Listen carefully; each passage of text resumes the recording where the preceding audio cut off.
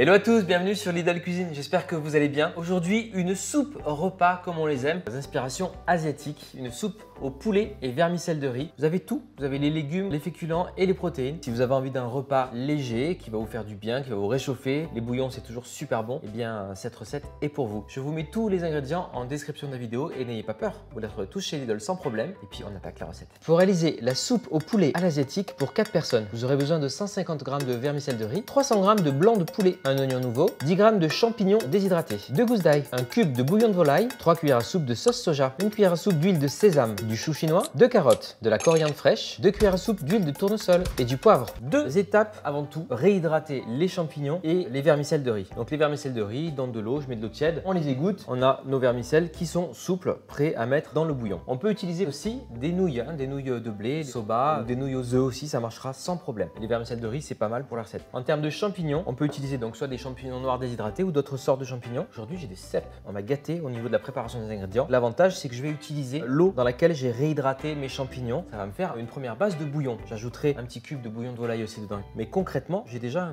bouillon aux champignons. Donc ça, c'est cool, ça apportera du goût à la soupe. Donc ça, c'est les 2 premières étapes. Ensuite, on a du poulet, des carottes et du chou. Donc on peut prendre du chou chinois, du pak choi pour cette recette. On va faire chauffer un petit peu d'huile dans le faitout. On pèle les carottes. Je vais les couper en petits dés, bien fins. Encore une fois, plus vous coupez fin et petit, plus ça cuira vite. Allez, on va les mettre dans le faitout. Je commence par les carottes parce que c'est 4 plus long à cuire concrètement. Je vais déjà revenir un petit peu mes carottes dans l'huile. On va prendre les champignons. Je garde le jus des champignons. Là, ils sont réhydratés. Si vous voulez que ça aille plus vite, vous pouvez utiliser de l'eau tiède. Ça va encore plus vite que de l'eau froide. Vous les rincez une première fois et ensuite vous les faites réhydrater. Comme ça, on pourra utiliser ça comme base de bouillon. Bah écoutez, ils sont pas très gros. Je vais juste les concasser un petit peu et les ajouter aux carottes. Ça commence à sentir très bon dans la cuisine. Je viens de hacher mes 2 gousses d'ail. Je vais les ajouter. On va ajouter le poulet également. De vraiment avoir des morceaux de poulet finement émincés. On peut utiliser les blancs, des cuisses et tout, mais il faut vraiment des morceaux fins. Et on va à peine les saisir. Mais l'idée ensuite, c'est qu'ils vont cuire dans le bouillon. On peut très bien remplacer le poulet par des crevettes. Ça marche super bien. Mais aussi, pourquoi pas, lamelles de bœuf. Ça peut être parfait aussi. Ou une alternative végétale. On pourrait très bien mettre du tofu fumé. C'est bon pour le poulet. Je vais bien le détacher. On le saisit rapidement. Puis il va cuire dans le bouillon après.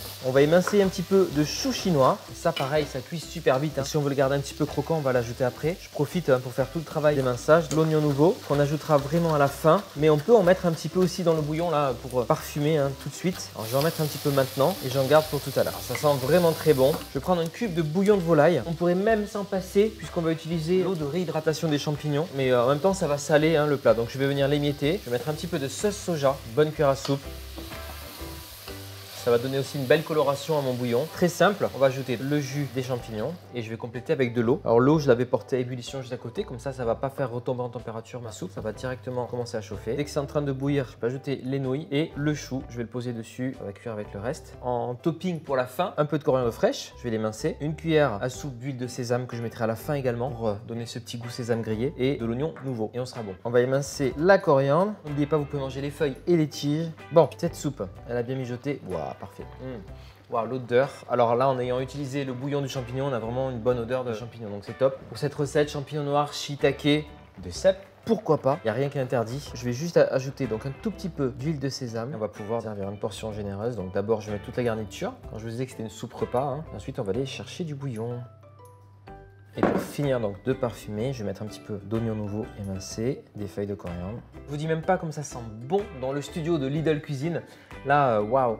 La petite soupe repas qui réchauffe, qui fait du bien et on peut varier la protéine dedans. Les légumes, aujourd'hui j'ai mis du chou chinois et de la carotte. Vous pouvez mettre des pousses de soja frais par exemple dedans aussi, ça marche très bien. N'hésitez pas à personnaliser, un bon bouillon, ça fait toujours du bien. Et j'espère que vous referez cette recette à la maison. Dites-moi si de temps en temps ça vous arrive de vous faire un repas avec une soupe complète comme ça à la maison. Merci d'avoir regardé la vidéo en tout cas et n'oubliez pas de la liker, partager et commenter. Et bien sûr, si vous n'êtes pas encore abonné à la chaîne Lidl Cuisine, eh bien faites-le parce que chaque semaine on vient vous donner des idées, de l'inspiration pour préparer vos repas tout simplement. Merci à tous et je vous dis à la semaine prochaine. Ciao!